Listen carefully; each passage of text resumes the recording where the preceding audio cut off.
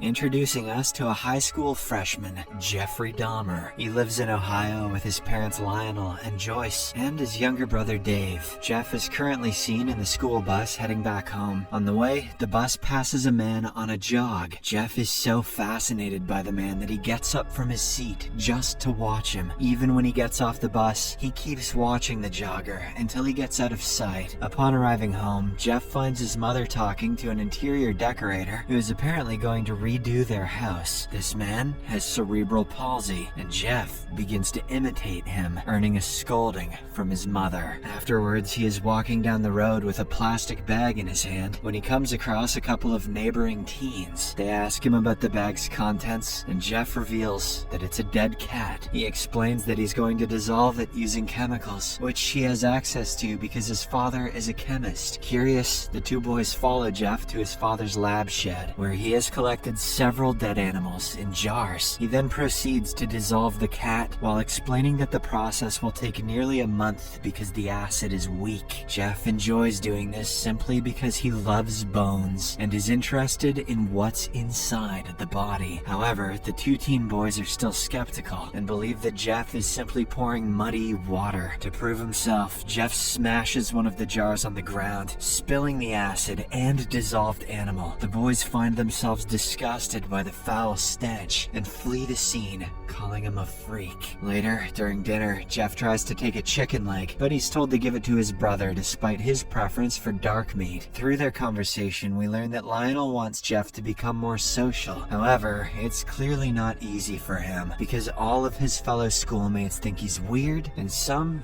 even bully him. The only one who talks to him is an awkward boy, just like him. The following day at school, the awkward boy comes to sit next to Jeff during lunch. He asks if he wants to go to a concert together, which Jeff agrees to. They must be going to see Imagine Dragons. Later, during biology class, Jeff seems to be fascinated by a preserved animal inside a jar. As a result, he creepily steals it and takes it to his father's laboratory shed after school. When he gets back home, he hears his parents arguing over Joyce's decision of going back to work. Lionel claims that she just got out of a mental hospital and is in no condition to do so, but the latter dismisses his concern. Jeff then tenderly guides his little brother away so that he won't have to listen to all of this. The next day, he exits the school after his band practice and finds his only friend being harassed by two bullies. Despite this, Jeff opts to walk away, not wanting to get himself in trouble. Later,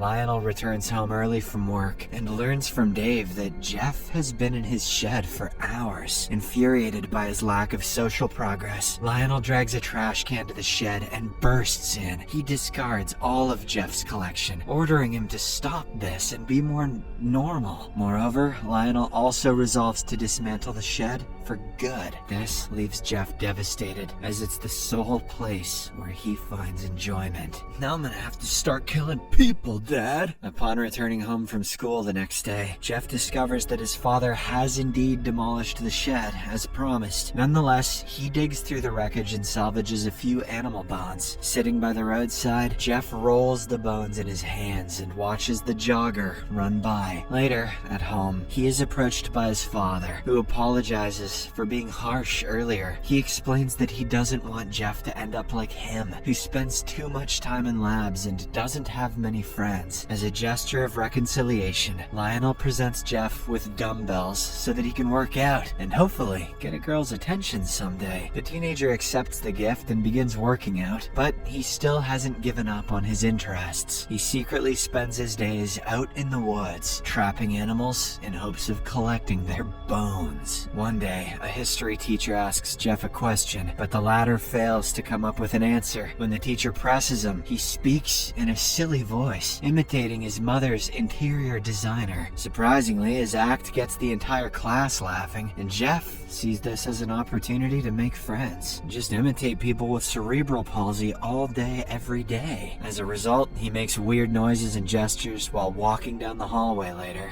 Oh, he even pretends to have a seizure to get everyone to laugh. laugh, which actually works. Eventually, this becomes a thing that he's known for. Hey, sold Epigefsy. One day, a group of boys named John, Neil, and Mike, who think he's hilarious, ask him to join them for lunch. The trio finds it so funny that they decide to form the Dahmer fan club. The four of them get along so well that they begin coming up with epic pranks to liven up their senior year. They start by getting Jeff to make random noises in the library and blame it on someone else. Next, they run down the hallway pretending to have seizures. In the midst of Jeff's seemingly improved social life, he discovers that his former drug addict mother is having a relapse. He tells her to go to the doctor, but she brushes him off. Despite being worried, Jeff goes along with his days. One day, while he's out fishing with his friends, he manages to catch one. His friends ask him to let the poor fish go, but Jeff violently cuts it open, freaking them out. It's just a prank, guys. In the next scene, the four friends are thinking of an epic prank for the school's yearbook. During this, Jeff comes up with an idea that he should be placed in every club photo, despite the fact that he's in none of them. The group thinks that it's a brilliant idea and agrees to do the same. The very next day, they carry out their plan. Jeff is placed in every photo. While everyone smiles, he has a flat, monotone look on his face. After school, Jeff brings John home to excitedly announce to his father that he's joined a lot of clubs this year. However, his father is too busy arguing with his mother. The fight eventually makes John feel awkward, so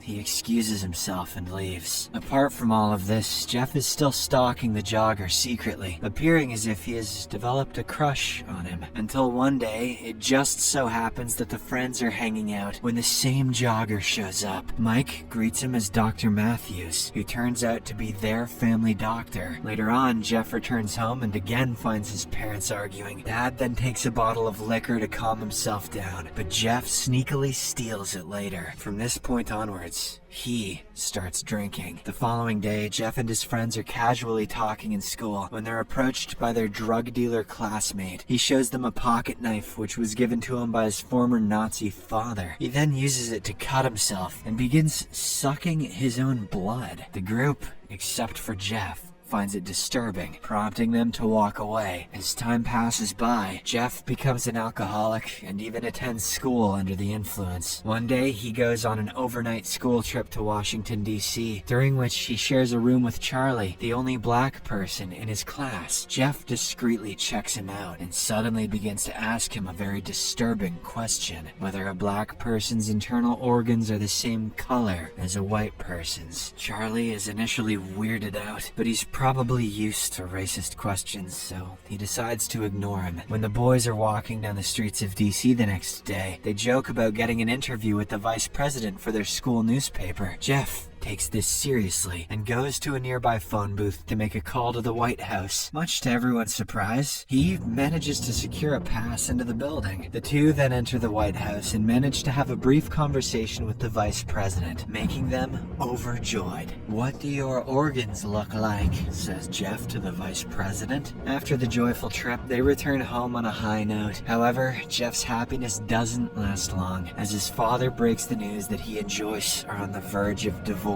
This news deeply saddens Jeff, and to complicate the matter, he can't stop thinking about Dr. Matthews. Subsequently, he feigns illness and visits the doctor. Matthews conducts his overall body checkup, and during the hernia examination, he feels uncomfortable to see that Jeff has an erection. In the aftermath of this incident, Jeff becomes aware of his sexuality, so he keeps himself silent when his friends talk about girls. Eventually, his friends pick up on how odd and distant he's been. The scene then cuts to the day when the yearbook photos finally get printed. The boys laugh upon seeing Jeff in every single photo, but when the teacher notices this, she uses a marker to blot him out of the photos. In the meantime, Jeff is drowning in both his parents' impending divorce as well as his sexual awakening. To comfort himself, he locks himself up in his room and imagines himself cuddling Matthew's body. On the other hand, Jeff's friends are hanging out when a couple of their classmates tease them for being boring, since they aren't with Jeff lately. Feeling challenged, John bets that he can get Jeff to perform a fake seizure at the mall this weekend. Neil isn't happy to hear this, because he feels like they're using Jeff as their entertainment toy. However, John goes on with his plan and bribes Jeff Jeff with some money to get him to say yes. The scene then fast forwards to the weekend day where the boys head to the mall. There, Jeff performs his seizure act while his friends stand back and enjoy. One of them even records it as Jeff proceeds to humiliate himself for their entertainment. This goes on for a while until Jeff gets tired of all of this. He seems to realize that he's just a spectacle to these teen boys. To add to his stress, Jeff returns home and learns from his mother that the divorce has been finalized and that his father is getting the house. A few days later, the entire school starts to talk about prom. During this, Mike makes fun of Jeff, saying that there's no way any girl would want to go to prom with him. This offends Jeff, so he goes right ahead and asks a fresher named Bridget to prom. She initially refuses as he always does weird things, but he somehow manages to convince her with his goofy nature. Finally, the prom night arrives, and Jeff makes it to the venue with Bridget, leaving his friends surprised. But when it's time to dance, Jeff grows uncomfortable as he's not attracted to girls. Thus, he excuses himself and leaves the venue, abandoning Bridget. The following day, Jeff returns home from school only to find his mother stuffing her belongings into her car. Turns out she and Dave are leaving to live with their relatives. This breaks Jeff's heart because they won't be present for his graduation. He doesn't let his emotion appear on his face, but he bursts out in tears after they leave. On graduation day, Jeff doesn't look excited, but his father is there to cheer him up. Lionel expresses his pride in Jeff and also hands him the keys to the family car. Later that evening, John is driving when he spots Jeff walking alone by the side of the road. He offers him a ride home, which the latter accepts. John then notices blood on Jeff's fingernails, but the creepy teenager simply claims that it's paint.